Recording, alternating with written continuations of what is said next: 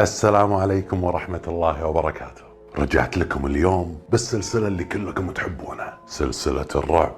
فيعني خلكم اليوم جاهزين حق التخرع. اليوم بخرعكم وبخوفكم نفس الشيء ترى. بس بالبداية أحب أنبهكم وأقول لكم أن القصص اللي بقولها اليوم كلها صارت بالفعل، صارت حق ناس ونقلوها حق صاحبة حساب أدب الرعب الأستاذة سهام المطرف العنزي، واللي لها كل الشكر على هالقصص الجميلة. والحين يلا تعالوا معاي خلونا نخرع بعض.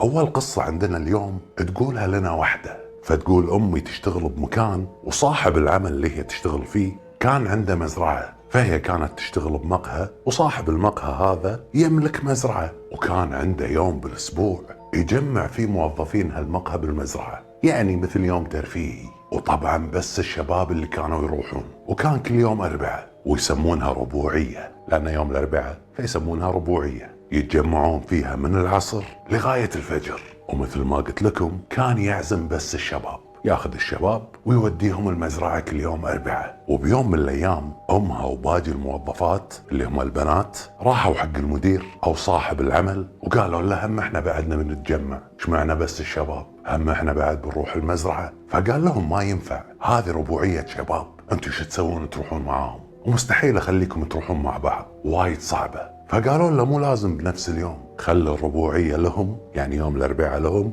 واحنا البنات نروح بأي يوم ثاني، الجمعة أو السبت. طبعا بالبداية كان رافض، لكن بناته رايحين له ما راح يخلونه، قعدوا يزنون ويلحون عليه لغاية ما وافق. وفعلا خلى يوم السبت مخصص للبنات بالمزرعة، عطاهم يوم السبت لهم. وبأول يوم سبت كان هو موجود، صاحب العمل كان موجود، وقال حق امها وباقي الموظفات المزرعة مزرعتكم، اخذوا راحتكم وسووا اللي تبونه، بس ها ديروا بالكم مو تشغلون اغاني، لان المكان مسكر وينقل الصدى، فما بيكم تزعجون السكان اللي حولنا، ما بي احد يشتكي علي. وهم لا تقربون لا من الحظيرة او من الاسطبل، هذا لو اخروا عنهم، لا تشغلون اغاني، لا تقربون من الحظيرة ولا تقربون من الاسطبل. وبعدها خلاهم وراح. وبهاليوم كان عدد البنات 7، بس في بعضهم اللي كانوا جايبين معاهم بناتهم، مثل ما أمي كانت جايبتني معاها. هذه صاحبة القصة تقول، وكانت ما شاء الله المزرعة وايد كبيرة ووايد حلوة، فقعدنا نسولف ونشرب قهوة، يعني جمعة بنات مستانسين مع بعض. فجأة واحدة من البنات قالت خل نشغل أغاني ونستانس، ليش الوضع كذي صخة، ماكو شيء، نبي شوية أغاني تفرفشنا، وإحنا بنات بروحنا مع بعض، خل نستانس. فأمي على طول ردت عليها وقالت لها ما سمعتي صاحب المزرعة شنو قال؟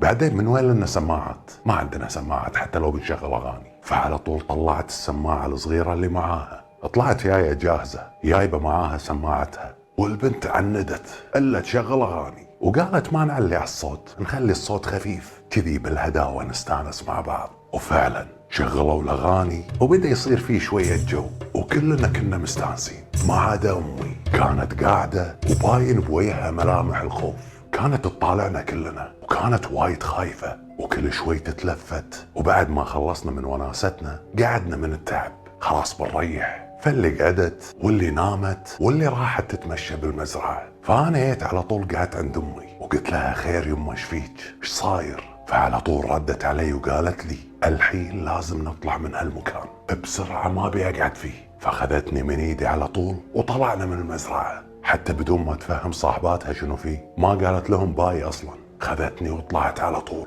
وبالبيت اول ما وصلنا قالت لي كل شيء، قالت لي ان احنا لما كنا قاعدين نرقص شافت معانا اشكال مخيفة، يعني شيء ما يستوعب العقل، وقالت لي ما لاحظتوا بينكم كان في ذيب شكله مشوه؟ فعلى طول انا قلت لها لا ما شفت شيء. فحلفت وقالت لي والله العظيم انا شفته، الذيب هذا كان فوق واحدة فيكم، واحدة من خوات صاحباتي، قاعد فوق كتفها بوضعية وايد غريبة، كنا انسان قاعد فوق انسان. ومو بس موضوع الذيب اللي انا شفته، شفت شيء ثاني يخوف اكثر، كانت ويوه البنات وهم قاعدين يرقصون قاعدة تذوب، حتى من كثر ما المنظر مرعب كانوا لما يبتسمون ويوهم تتقطع. واللي خوفني اكثر لما شفتك انتي خذيت الكيكة وقاعدة تاكلينها، كنتي قاعدة تاكلين معاها شعر. والحمد لله ان احنا بسرعة مشينا من المزرعة حتى بدون ما نكلم البنات. ووقتها عرفت ليش مديري قال لي لا تشغلون أغاني علشان لا تزعجون السكان. أساسا بذاك المكان، مكان المزرعة، ما في غير مزرعته، وأتوقع قصد المدير بالسكان هم الجن. وبعد ما أمي رجعت للشغل كان كل بين فترة وفترة واحدة من صاحباتها اللي معاها بالشغل تتعب وتمرض، وتتعب تعب وايد قوي، وواحدة منهم قعدت بالفراش شهر كامل ما تقدر تتحرك. وأنا قعدت 4 شهور أعاني من أحلام مزعجة ومن الياثوم، وكان يجيني بطريقة وايد قوية ووايد مرعبة. بس الحمد لله عدت هالفترة، ووالدتي بلغت مديرها بكل اللي شافته، وبعد ما قالت له عن هالموضوع منعهم انهم يروحون المزرعة لأنهم ما سمعوا كلامه وشغلوا الأغاني. وصلنا الحين حق القصة الثانية. القصة الثانية هم تقولها واحدة. فتقول قبل لا أقول لكم قصتي أبي أنبه الكل، ديروا بالكم من أصدقاء وصديقات السوء، وديروا بالكم من كل شخص يدلكم على المعاصي. فتقول بدت قصتي لما صديقة اختي واللي هي صديقتي بعد جاتني بيوم من الايام وقالت لي خل نروح عند واحدة تقرا لنا الفنجان، وهذه انا اعرفها عدل تقول كل شيء صح. وفعلا سمعت كلامها ورحت معاها، وكان حالها حال كل الدجالين، تعطيك اشياء عامة ممكن اي واحد يقول لك اياها، يعني نفس ما يكذبون علينا واحدة مو طويلة ولا قصيرة، جسمها بين ضعيف ومتين، شعرها لا هو اسود ولا كستنائي، هالسوالف هذه اللي يقصون على الناس فيها، ويون يقولون لكم هالشخص هذا ما يبي لكم الخير، وفي ناس وراك قاعدين يسوون ما ادري شنو خرابيط يعني. فقامت تقول لي الكلام العام هذا لغاية ما وصلت حق موضوع السحر. فقالت لي في ناس قراب منك مسوين لك سحر. انا هني صدمت، قلت معقولة ناس يصيرون لي وقراب مني ويسوون لي سحر؟ فقالت لها اي، السحر اللي مسوينه لك علشان يمنع زواجك ويوقف رزقك وما يمشي حالك. فتقول فعلا كان كلامها كله صح، لاني بهذيك الفترة كل ما اقدم على وظيفة الرفض بدون سبب، وكنت بعلاقة مع شخص متقدم لي بعلم الأهل، وهالريال ما ينقص أي شيء وجاهز للزواج، لكن كل ما أهلي يفتحون معاه موضوع الزواج يتهرب ويقول حجج غريبة، ويهدني فترة طويلة ويرجع لي مرة ثانية بنفس الحجج. فتقول المهم هذه اللي تقرأ الفنجان أعطتني آيات من القرآن وقالت لي اقرأي هالآيات وراح تعرفين منو اللي مسوي لك السحر، وراح تجيلك بالحلم إشارة أو رسالة تبين لك منو هالشخص، ولما توصل لك هالرسالة تعالي لي مرة ثانية وأنا راح أساعدك وأفك لك هالسحر. وطبعا طلبت مني مبالغ مالية، طلبت فلوس وأنا ما كان عندي قدرة عليها بذاك الوقت. فطلعنا من عندها أنا وصديقتي وطنشت الموضوع، ولا قريت الأذكار ولا الآيات اللي أعطتني إياهم، لأني بصراحة كنت خايفة من الشيء اللي بشوفه بالحلم، كنت وايد خايفة.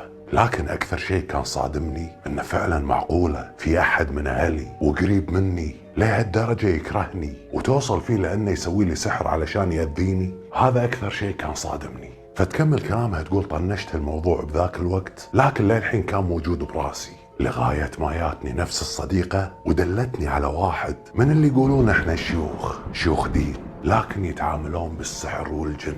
أول مرة خلتني أتكلم معاه عن طريق مكالمة جماعية بالتلفون، اشبكتني معاه وقال لي أحداث ما حد يعرفها غيري أنا ورب العالمين، وانصدمت شلون يعرف هالأشياء عني، يعني مستحيل أحد يعرف هالمواضيع، أشياء بيني وبين رب العالمين. وهالريال هذا كان هالمرة واضح وصريح معي، وقال لي تفاصيل أكثر ما قالت لي إياها اللي تفتح الفنجان، وتفاصيل خاصة مستحيل أحد يعرف عنها أي شيء. وبعد ما خلص كلامه قال لي أنا مستعد أساعدك وعندي علاج حق مشاكلك، لكن بمقابل مادي، انت اعطيني الفلوس وانا راح اساعدك وتنحل كل المشاكل اللي عندك. فتقول من هني بلشت معاناتي. العلاج كان عبارة عن مادة ريحتها حلوة، والمطلوب مني اني اتسبح فيها اتحمم فيها، والماي اللي ينزل من على جسمي المفروض انه ما يروح المجاري، احتفظ فيه، اخذه واجمعه واقطع عند الشيرة او بالشارع، المهم انه ما يروح المجاري. فسويت كل اللي قال لي يا شيخ، وبتشجيع وتحريض من صديقتي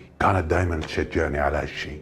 أول ليلة مرت علي طبيعية، والثانية هم مرت علي طبيعية، ومن الليلة الثالثة بلشت تصير لي سوالف. بعد ما دخلت غرفتي ودخلت فراشي ونمت، حسيت ان في احد سحب عني الغطاء اللي انا متغطية فيه، وغالبا لما اكون نايمة احس نفسي مو نايمة، احس نفسي بين صاحية ونايمة، يعني كنت اغمض عيوني لكن اشوف الانارة واشوف غرفتي، ومرة من المرات حسيت نفسي مرتفعة من على السرير، وكنت وايد مرتفعة بالهواء. وأول ما حسيت بهالشي وصحيت من نومي على طول نزلت على السرير بقوة، وقمت أصارخ لغاية ما صحيت أمي وأختي. وتواصلت معاي الكوابيس كل ليلة، وكنت أشوف أشكال سودة بغرفتي، ووصلت معاي لغاية ما قمت أخاف إني أنام، ما أبي أنام، وصرت ما أعرف أنام إلا على الرقية الشرعية، أشغلها كل يوم وأحاول أنام. واظبت الحمد لله على قراءة القرآن والصلاة، والحين تجيني بعض الكوابيس بس الحمد لله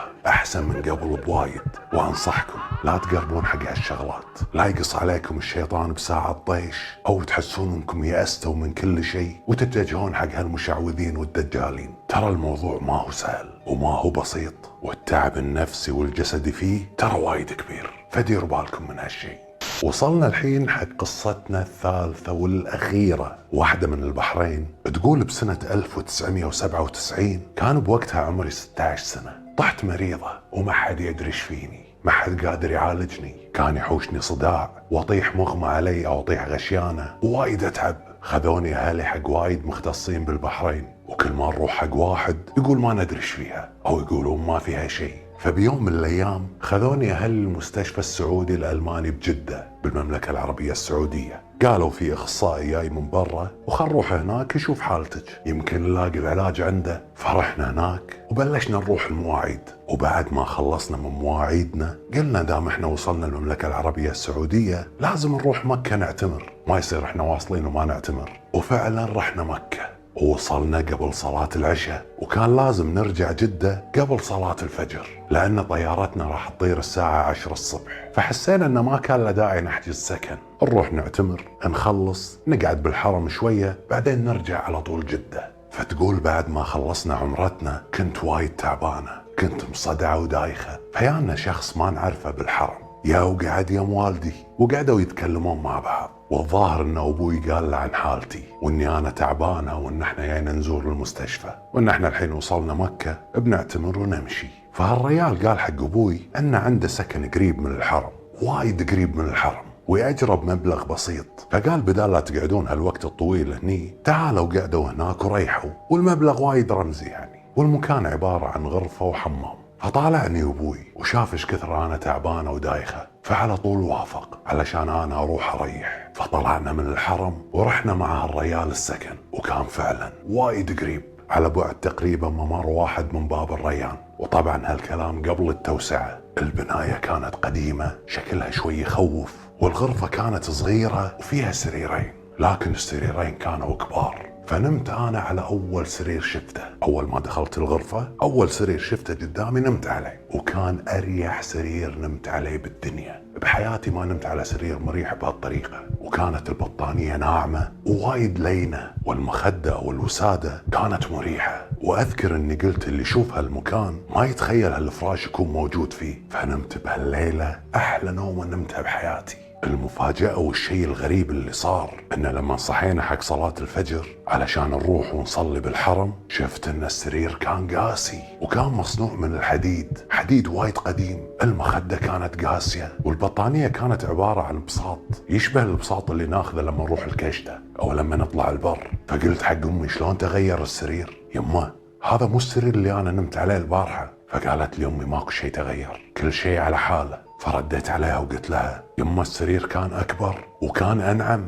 والبطانية والمخدة كانوا فخمين، وين راحوا؟ شو اللي تغير؟ أو شلون تغيروا؟ فأمي وأبوي قاموا يطالعون بعض مستغربين من كلامي. فجأة قالت أمي أن الشخص التعبان والهلكان لو ينام على الأرض يلقاها مريحة من زود التعب. أحب أقول لكم أن بعد هالزيارة ما قامت يجيني نوبات الإغماء، ما قام يغمى علي، والصداع هم ما قام يجيني، وكل شيء راح مني بدون علاجات ولا أدوية. تغيرت حالتي من عقب هالليلة. وبيومنا هذا مرت على هالحادثة 25 سنة، وأنا اليوم عمري 41. وعلى كثر ما سافرت بحياتي وعلى كثر ما جربت أسرة فنادق، ما مر علي سرير مريح مثل ذاك السرير، ولا نمت نومة مريحة مثل النومة اللي نمتها بذيك الليلة. ما أقدر أفسر لكم شو اللي صار، لأن أنا ماني عارفة شو اللي صار، لكن كل اللي أنا أعرفه اليوم أني أنا وايد ممتنة وأشكر ربي على الصحة والعافية. تتوقعون شو اللي صار معاها؟ أبيكم تكتبون لي تحت بالتعليقات. منو هالريال اللي يكلم أبوها؟ وليش يعلمهم وهم بالذات؟ وشنو هالسرير اللي نامت عليه؟ اللي عنده تفسير أو مرت عليه حادثة مثل هذه خليه يكتبها لنا تحت بالتعليقات. ولهني وصلنا حق نهاية قصتنا اليوم. أتمنى أني وصلتها لكم بطريقة عجبتكم. إذا كنت أول مرة تشوفني لا تنسى الاشتراك بالقناة، وإذا كنتم من ربع حبايبي القدم لا تنسون اللايك وفعلوا جرس التنبيهات علشان يوصل لكم كل شيء أول بأول.